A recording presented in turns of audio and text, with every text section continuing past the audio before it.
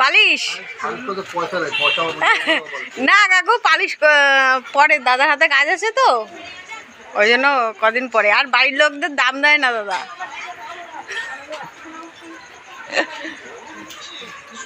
এই নাকি রে?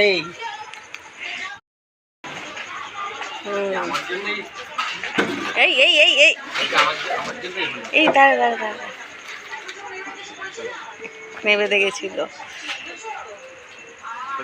হ্যাঁ, আমি তো 100 বছর বাঁচবো না দাদা, এমনি আয়ু কম আমার, 100 বছর। বাবু বাবু 200 বছর। হ্যাঁ, এই যে ফ্রেমে বিট লাগিয়েছি, হ্যাঁ, এইগুলো সমান সমান করে। হুম, বাবু বলছে কি, বাবু কোথায় দেখে আসছে, হ্যাঁ, ফ্রেমের থেকে একটু বিট একটু বাইরে বেরিয়ে আছে, সেটা নাকি বেশি ভালো লাগছে। হ্যাঁ, কি যে লেগে যাবে উপরে উপরে। হ্যাঁ ঠিক আছে, ঢুকে গেছে।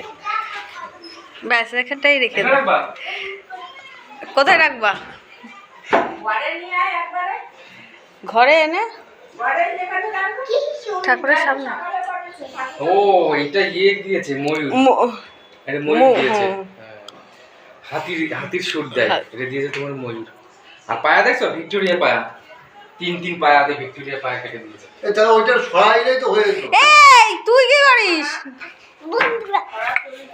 হাত, তুমি তো ছেলে মানুষ, তোমাকে ছাড়তে পারো, তুমি ই করো, হ্যাঁ, হাতে তালি দিয়ে, যাও। হাতে তালি দিয়ে। ছেলেদের বলে কাজ করতে নেই।